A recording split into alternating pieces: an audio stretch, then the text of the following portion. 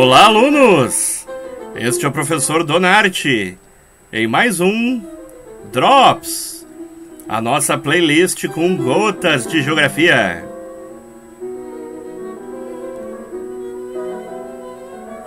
E a nossa trilha sonora de hoje vai com Beethoven, 1770 a 1827. Estamos ouvindo aí duas obras chamadas Opus 23 e 24, respectivamente em Lá menor e Fá maior, do compositor alemão. Por que não? Para dar um climão à nossa aula.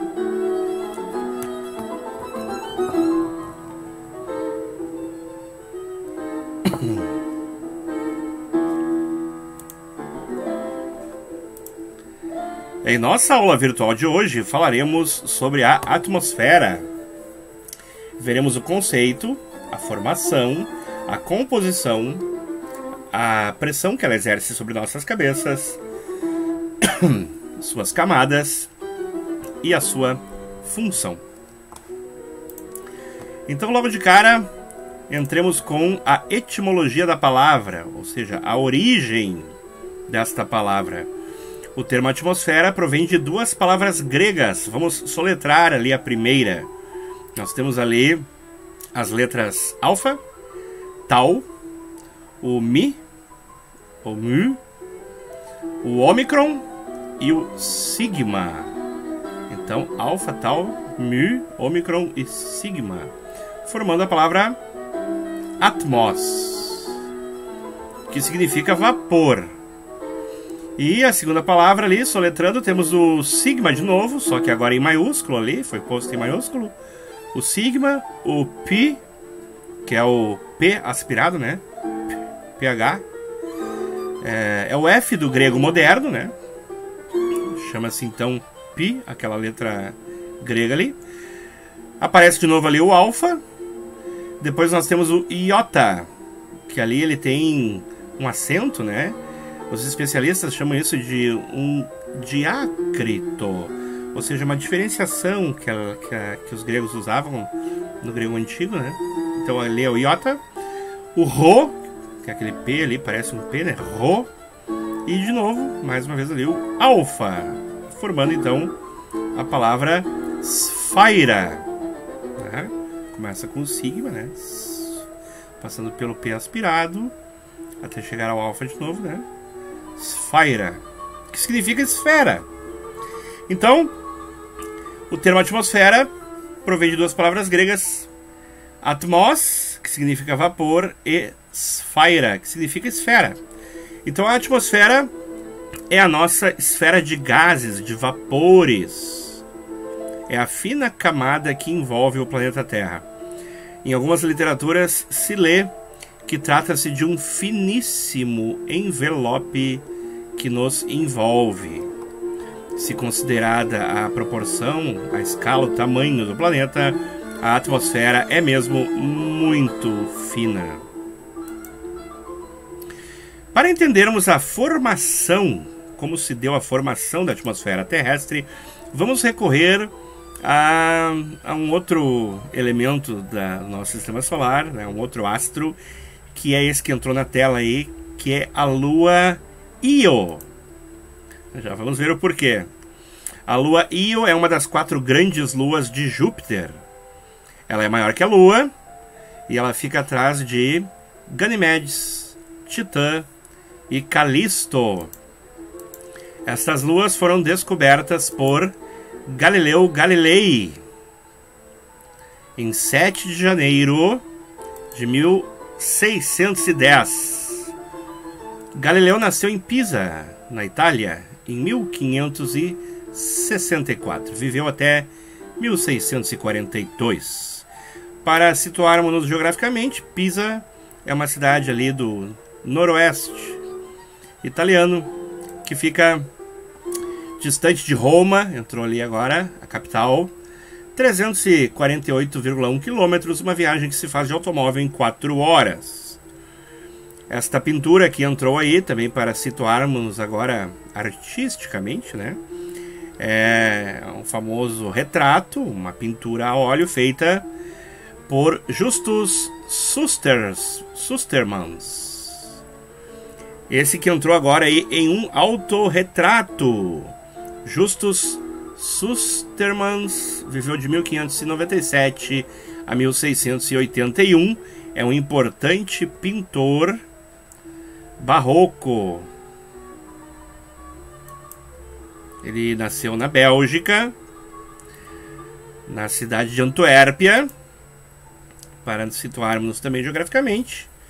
Fica distante da capital, Bruxelas, 53,2 km, uma viagem que de automóvel se faz em 49 minutos. Então temos aí o homem que teria descoberto as 4 grandes luas de Júpiter através de a sua luneta, né? E o homem que o pintou. Há quem diga que não foi Galileu Galilei quem descobriu Io. Estamos ainda contextualizando para depois entendermos, né? Há quem diga que quem descobriu as 4 grandes luas de Júpiter teria sido o Simon Marius. Simon Marius, que viveu de 1573 a 1625. E ele teria descoberto essas luas uma semana antes que Galileu. Marius nasceu em Ansbach, na Alemanha. Ansbach fica distante de Berlim, 481,1 quilômetros. Uma viagem que de automóvel se faz em 5 horas e 11 minutos. Só para a gente se situar também geograficamente quanto a este outro astrônomo daquela época. Essa disputa entre os dois, entre o Marius e o Galilei, foi acirrada, justamente porque Simon Marius publicou em 1614 esse livro chamado Mundus Joviales. Neste livro é onde ele defende e explica, né, como ele teria descoberto essas luas ainda no ano de 1609, dezembro, antes uma semana, portanto, de Galilei, que descobriu em 1610, janeiro. Bom, mas para vários biógrafos de Galileu Galilei, ele era uma personalidade assim difícil, né? E fez alguns plágios mesmo, isso, né? Não seria de se surpreender, né? Bom, disputas à parte, o fato é que quem deu o nome aos corpos celestes, né, no fim, foi mesmo o Simon Marius. Esses nomes, né, Ganimedes, Titã, Io, então foram nomes dados por Simon Marius. Mas, de novo, por que estamos usando Io para entendermos a formação da atmosfera terrestre? É porque Io é um satélite natural, uma lua que tem uma atividade vulcânica extremamente acentuada, como nós podemos ver nessa arte aí. Os vulcões de Io lançam plumas e magma incandescente a alturas vertiginosas, centenas de quilômetros. Um deles tem até nome, entrou aí na animação, é o Tvashtar. Tvashtar é o nome de uma divindade hindu, seria o construtor, o ferreiro, né, que malha o metal incandescente. Tvashtar, por isso foi dado este nome ao vulcão. Esse vulcão ele despeja na fraca atmosfera de Io lava e magma a uma altura de 330 quilômetros de altura. O Tvashtar foi descoberto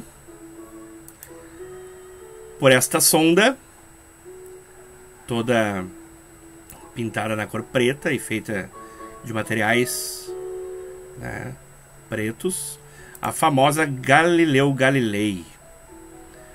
Na verdade, a Galileu Galilei não é uma sonda, ela é uma nave espacial não tripulada e ela carrega consigo, ela carregou consigo, isso sim, uma sonda. Nós temos aqui uma imagem instantes antes do lançamento da Galileu Galilei. A nave não tripulada está aqui, onde eu estou passando o mouse por cima. É esse aparato metálico na cor preta. E aqui embaixo nós temos o propulsor, o foguete, que deu ignição e que lançou a Galileu Galilei para o espaço sideral profundo. Essa imagem é interessante porque ela mostra lá no fundo a curvatura do planeta Terra e a finíssima e azulada camada a qual nós damos o nome de atmosfera. Olha como é fina.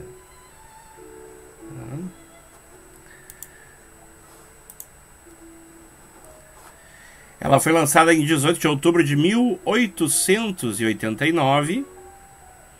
Como eu disse, ela carregava uma sonda atmosférica que foi uma sonda desenvolvida para estudar justamente a atmosfera de Júpiter. Essa sonda aí, que entrou na tela agora, ela foi lançada em 13 de julho de 1995. Antes mesmo da própria Galilei chegar a Júpiter. E essa sonda, que tinha pouco mais de 1 metro de diâmetro, ela penetrou na densa atmosfera de Júpiter 6 meses depois, em 7 de dezembro de 1995. Ela foi lançada pela nave não tripulada Galilei a uma velocidade estonteante, a velocidade acima da velocidade do som. E quando ela penetrou na atmosfera de Júpiter, ela durou alguns segundos. Apesar de ter sido fabricada com material extremamente resistente para suportar ao menos algum tempo a atmosfera de Júpiter, ela tinha ali, como se pode ver na arte, um escudo protetor, mas mesmo assim ela demorou somente alguns segundos. Ela nem chegou a tocar o solo de Júpiter. Se bem que Júpiter é um dos grandes planetas gasosos, mas ela não chegou a atingir o que se tem como superfície, tendo durado apenas alguns segundos na atmosfera de Júpiter, em virtude da grande densidade que aquela atmosfera tem e das grandes tempestades que existem por lá. Após ter sido lançada essa sonda atmosférica para estudar Júpiter, a Galileu Galilei ainda tomou algumas imagens das luas de Júpiter. E agora a gente entende por que foi dado esse nome à sonda. Aí nós temos o vulcão Tvastar, que nós já nos referimos, e nós podemos ver o tamanho, né, da pluma, da língua de fogo que ele joga para cima. Ó. E agora nós temos uma outra também nave não tripulada que tomou imagens dessas luas e descobriu um outro gigantesco vulcão em Io. Essa nave, né, não tripulada, ou ainda sonda, enfim, essa é a Voyager 1, a famosa Voyager 1 que descobriu esse vulcão aí, o Pelé. Pelé é aquele vulcão ali que está em destaque no círculo vermelho, um pouco menor que o Tvastar.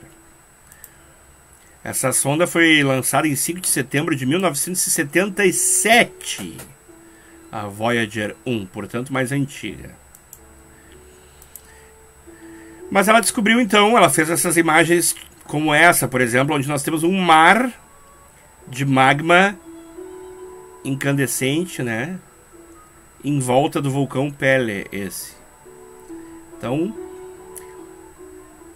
Por que tudo isso a respeito de Io? Novamente, porque o planeta Terra, num passado geológico, foi exatamente assim. Os cientistas acreditam que há cerca de 4 bilhões de anos atrás, o planeta Terra não dispunha daquilo que chamamos hoje de atmosfera. Era um planeta composto de magma incandescente, mares, lagos, verdadeiros oceanos de lava vulcânica em estado líquido, a uma temperatura altíssima, e portanto não tinha ainda uma atmosfera e nem, portanto, condições de vida. E aí, com as acreções que recebeu, os impactos de meteoritos e cometas, esse planeta foi lentamente se resfriando.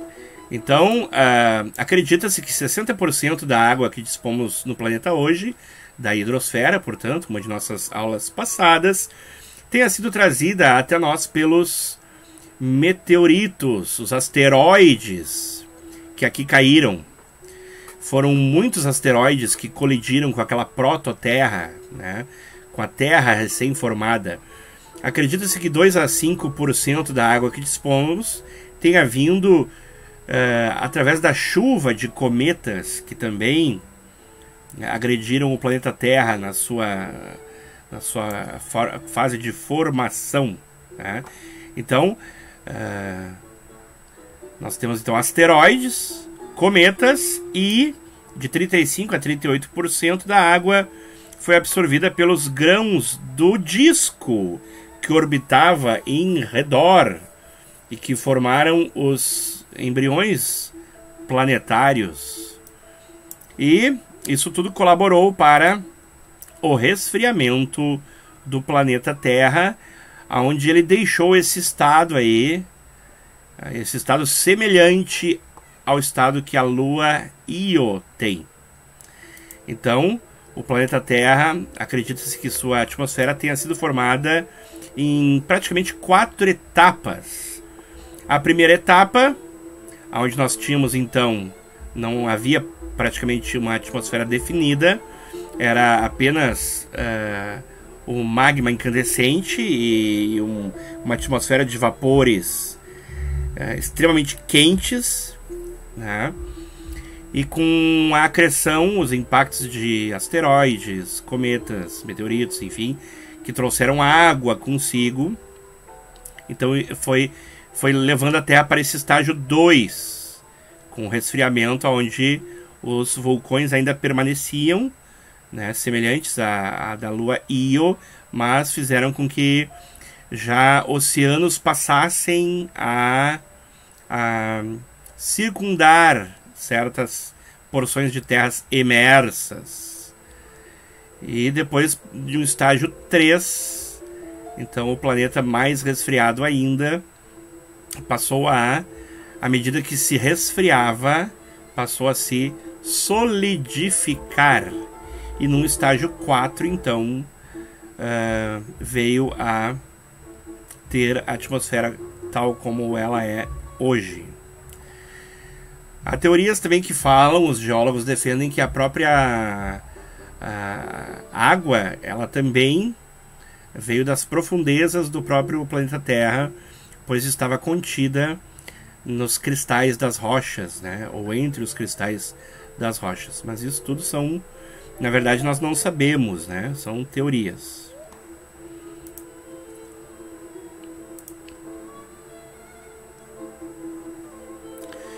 E qual é a composição, então, da nossa atmosfera? Quais são os elementos químicos que a formam? Vamos lá, nós temos o mais abundante é o nitrogênio, o N2, 78,084%. O oxigênio, que é o O2, que é a condição sine qua non para a vida, ou seja, a condição sem a qual não há vida, 20,948%. Depois nós temos argônio, 0,934%. O dióxido de carbono, que é um gás de efeito estufa, que ele é também importante, né? Em demasia ele causa o efeito estufa de modo negativo, mas o efeito estufa ele é importante para a atmosfera, senão não haveria vida, nosso planeta seria muito gelado. 0,031 apenas. O neônio, Ne, menos ainda, 0,001818. O hélio, outro gás importante. Metano, CH4. Esse gás que é um gás também preocupante, porque ele tem potencial para ser um gás de efeito estufa até mais, vamos dizer assim, letal do que ou ainda negativo do que o CO2. Criptônio, é o Kr. Hidrogênio, H2. Xenônio. E ainda a nossa atmosfera conta com traços de óxidos de nitrogênio, como o NO, o NO2 e o N2O, monóxido de carbono, o ozônio, O3, importante, amônia, dióxido de enxofre e sulfeto de hidrogênio. Essa é a composição química, por assim dizer, né, da nossa atmosfera. E a pressão média que a atmosfera tem? Bom, tomando uma coluna de ar sobre a cabeça de uma pessoa, na localidade, por exemplo, da cidade de Santos, que é uma cidade portuária, tá, do estado de São Paulo, ali, né, Porto de Santos, praticamente 0 metros, né, é o nível do mar, altitude 0, nível do mar, nível 0. Então a pessoa tem sobre sua cabeça um peso, uma atmosfera sobre sua cabeça, uma coluna de ar que exerce certo peso. Esse peso é de 1013 gramas por centímetro quadrado. Ou seja, cada porção quadrada da superfície de 1 centímetro por 1 centímetro quadrado, né, suporta aproximadamente 1 quilo. Então ali nós temos que um quadradinho da superfície de 1 centímetro por 1 centímetro no nível do mar, ele está suportando sobre si, então, 1 quilo. Tá? Vamos repetir aqui, ó.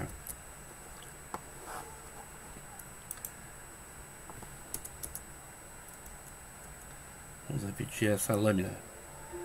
Então nós temos ali o quadradinho de 1 centímetro por 1 centímetro que estará recebendo sobre si 1 quilo. Tá? Isso no nível do mar.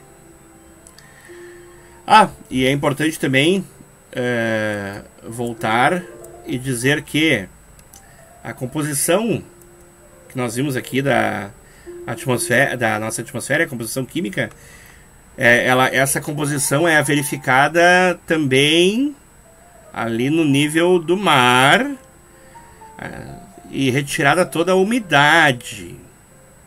Aí nós temos essa composição química aí, tá?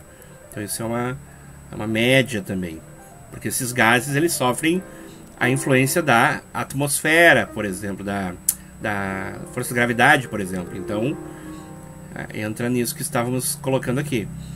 Como esses gases sofrem a influência da gravidade, eles estão sempre em expansão, movimento e reação. Então uma coluna de ar também no nível dos mares tem praticamente 1013 gramas por centímetro quadrado, ou seja, cada centímetro quadrado, um quadradinho de 1 por 1 centímetro, segura ou tem sobre si 1 quilo. Claro que acontece que pessoas em altitudes diferentes têm sobre suas cabeças pressões atmosféricas também diferentes. Aquela que dizíamos ali de 1 quilo é no nível dos mares, né? E, obviamente, uma pessoa que está em São Paulo, a 860 metros acima do nível do mar, aproximadamente, né? ela tem uma coluna, então, menor sobre a cabeça dela do que a pessoa que está na cidade de Santos, que tem uma coluna de ar maior sobre a cabeça dela. Do mesmo modo, se a gente desce ainda mais o nível do mar, em depressões absolutas, né?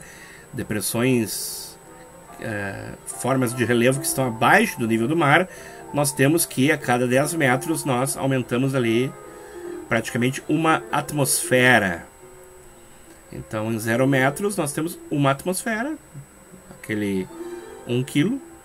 Se nós descermos 1 metro para baixo do nível dos oceanos, 2 atmosferas. 20 metros, 3 atmosferas. 30 metros, 4 atmosferas. Também aproximadamente. Agora vamos às camadas da atmosfera. A primeira camada, que é na qual vivemos, é a troposfera. É nesta camada que acontecem todos os fenômenos meteorológicos. Tá? Aqui estão os balões tripulados, os poluentes estão também nessa camada, os aviões menores voam também nessa camada, e nós temos ali, para que entendamos, né, o Monte Everest, que é a montanha mais alta do planeta Terra, com 8.844 metros. Ela fica bem abaixo dessa camada, né, porque essa camada ela vai de entre 8 a 12 quilômetros de altura. Então aqui estarão as nuvens, e o nosso infográfico traz aqui também um cogumelo nuclear, uma explosão de uma bomba, dessas bombas nucleares ou atômicas, ou essas bombas de hidrogênio. Como é gigantesco, ele passa, né? Ele passa da própria troposfera, ele acaba ficando até mais alto do que a troposfera. Então nós temos aí a primeira camada, a mais próxima de nós todos, é a troposfera. A próxima camada, então, é a estratosfera. A estratosfera, ela vai até 50 quilômetros de altura. É importante também nós observarmos que a temperatura vai mudando à medida que nós subimos, né? Entre a troposfera e a estratosfera é que nós temos a chamada camada de ozônio, a importante camada do gás ozônio, que é um gás importantíssimo para filtrar alguns raios vindos do Sol, alguns raios UV, UVA, UVB vindos do Sol. Então, nessa camada estratosfera é que voam os aviões mais possantes. Os aviões que intercontinentais preferem voar na estratosfera. Então eles conseguem subir a 30 quilômetros, né? 35, 40 quilômetros, e eles preferem voar nessa estratosfera porque, como o nome já diz, estratosfera é uma esfera onde os ventos eles estão na sua forma estratificada, ou seja, são ventos sempre praticamente planos, não são ventos ascendentes e descendentes, são ventos sempre no sentido horizontal, por assim dizer. Então, com isso, o avião não sofre turbulências. A estratosfera é a esfera preferida dos aviões. Sem turbulência, eles voam, então, acima da camada de nuvens, que está na troposfera e que é suscetível a ventos ascendentes e descendentes, que vão formar justamente as nuvens e que são, por assim dizer, mais ou menos caóticos. Então a estratosfera é essa esfera de ventos estratificados na forma plana, horizontal. A próxima camada, então, é a mesosfera, 80 quilômetros de altura. E essa camada é uma camada extremamente importante, porque é nela que acontecem as reflexões das ondas de rádio. Olha só que interessante. Uma emissora de rádio, ela dispõe de um emissor de ondas de rádio, e essas ondas, então, têm um certo alcance. Elas se propagam em todos os sentidos, né? E essas ondas, elas acabam sendo refletidas justamente nessa camada da atmosfera, que é a mesosfera. E com essa reflexão, elas acabam, então, atingindo os seus espectadores, né? É muito interessante. Na mesosfera é que se dá, então, as reflexões das ondas de rádio de uma emissora de rádio. Muito interessante. Logo após a mesosfera, nós temos então a termosfera. Termosfera. Uma coisa interessante de ser dita é que quando nós vemos uma estrela cadente, vulgo estrela cadente, ou seja, um meteorito que penetrou na nossa atmosfera, ele está justamente entre a termosfera e a mesosfera. É ali que começa, então, né, a degradação dos corpos celestes que se introduzem no nosso planeta. Então, a mesosfera, então, nós temos aí até 500 quilômetros, né, a termosfera, aliás, até 500 quilômetros. É lá que estarão, então, essas nuvens que nós vemos à noite, que são luminescentes, né? São nuvens de brilhos que se contrastam com a escuridão do céu à noite. Então, são finíssimos vapores de água, né? Que conseguem estar nessa parte da atmosfera, fazendo essa luminescência, né? Mas é muito interessante que essa camada ela é chamada de termosfera justamente porque a temperatura nessa camada é extremamente alta, em virtude do choque das partículas da nossa estrela, o Sol, com a própria camada. Então, aproximadamente 1000 graus Celsius. E após essa altura de aproximadamente 500 quilômetros, aí nós temos finalmente a exosfera. Como o nome já diz, exo é o externo, o exterior. É a parte de fora, então, da atmosfera. É a esfera que antecede o espaço sideral profundo mesmo, né? É ali que estarão, então, os satélites, esses satélites artificiais militares, ambientais e de comunicação. E é ali também que os elétrons, prótons, enfim, os raios lançados pelo Sol interagem com a camada atmosférica, formando as famosas auroras, né? Que lá no norte recebem o nome de aurora boreal, e aqui nos países do hemisfério sul recebem o nome de auroras austrais, aurora austral.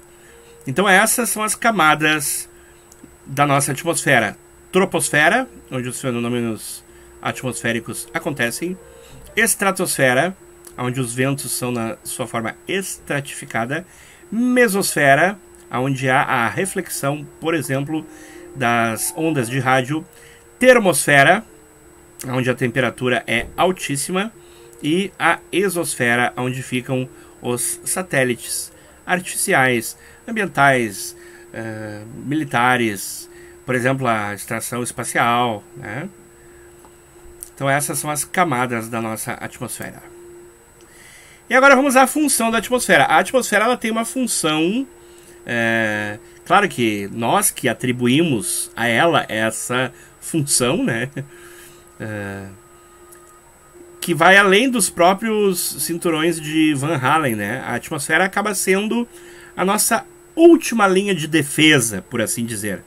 Nós temos aí os cinturões de Van Allen, que defendem, são nada mais do que um campo magnético, né, que a Terra possui graças à rotação do seu núcleo. Também a gente vai ver isso, a estrutura interna da Terra mas tem-se que o núcleo interno da Terra, ele gira, e por ele ser de níquel e ferro, ele causa então a própria força gravitacional, que é uma força eletromagnética. Essa força eletromagnética acaba servindo para que o nosso planeta tenha em volta de si um cinturão de defesa contra o vento solar. O vento, né, que o Sol emana a partir de suas gigantescas erupções solares, né? Não houvesse esses cinturões de Van Allen, nós já teríamos literalmente fritado em nosso planeta. E a atmosfera, ela acaba tendo essa função de ser a última camada, a última linha de defesa, né? Ela está abaixo ali, naquela parte, naquele círculo branco ali. Ela está dentro, então, deste cinturão de Van Allen. E é nela que, quando alguns elementos estranhos entram, se espatifam, degradando-se. Vamos tomar como exemplo agora esse foguete chinês, né, que foi agora... Ele foi lançado e graças a um problema técnico lá, ele acabou ficando a esmo em volta do planeta e reentrou na atmosfera. Havia até uma preocupação de que ele caísse em alguma área habitada. Ele acabou caindo, foi no sábado, dia 8, ali pelas 11h30 da noite. Vamos conversar um pouco mais sobre isso. Aqui está o foguete.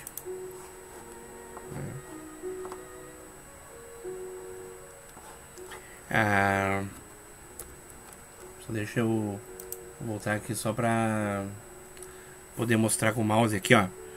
A parte do foguete que caiu no planeta Terra de volta foi essa parte daqui para baixo, ó. Foi o chamado estágio 2, que é o propulsor do foguete. O foguete em si não caiu, tá? O que caiu foi a parte aqui de baixo, o estágio 2. E como é que foi isso? Ele ficou alguns dias orbitando a Terra. E agora recentemente, agora no sábado, ali pelas... dia 8, ali pelas 11h30 da noite, ele veio a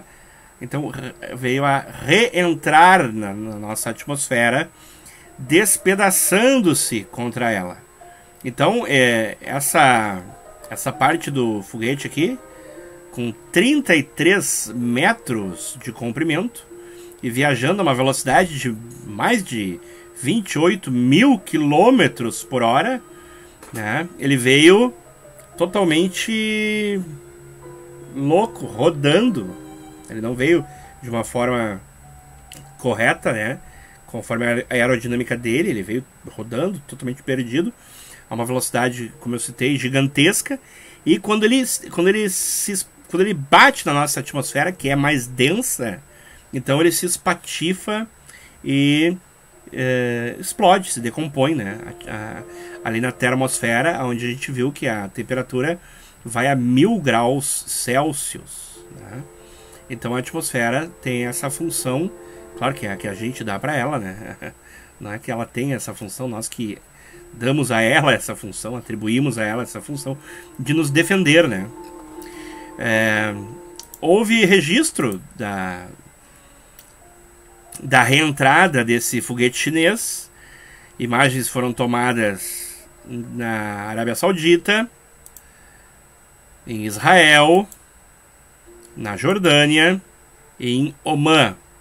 E o que a gente tem é um minúsculo pontinho, quase não dá para ver, evidenciado ali pelos círculos vermelhos, aonde nós vemos um rastro luminoso, que é já as duas coisas. Primeira é a luz do sol naquele entardecer, para aquelas localidades lá,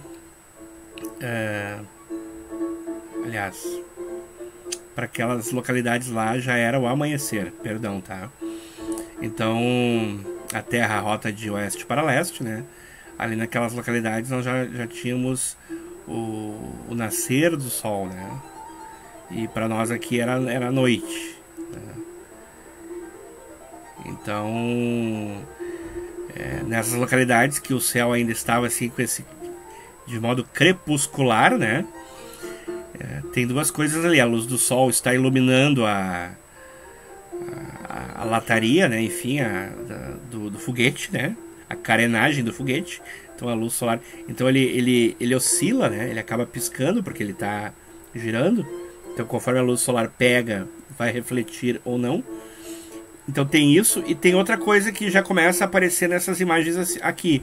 Ele vai deixando um rastro, uma linha, porque ele já começa a se desmantelar, se decompor graças ao choque contra a atmosfera em altíssima velocidade, e uma atmosfera mais densa e também com uma temperatura altíssima. Então ali o foguete reentrou nas proximidades aí ele recém havia passado pela Europa, havia passado pela Arábia Saudita ali, tendo vindo a cair na parte ali do sudoeste da Índia, tá? Caiu, portanto, no Oceano Índico. E caiu provavelmente em milhares de pequenos pedaços praticamente inofensíveis, né? Claro, os especialistas diziam que esse foguete, em virtude do tamanho dele, né, mais de 33 metros, ele poderia cair em pedaços relativamente maiores num raio de 200 quilômetros.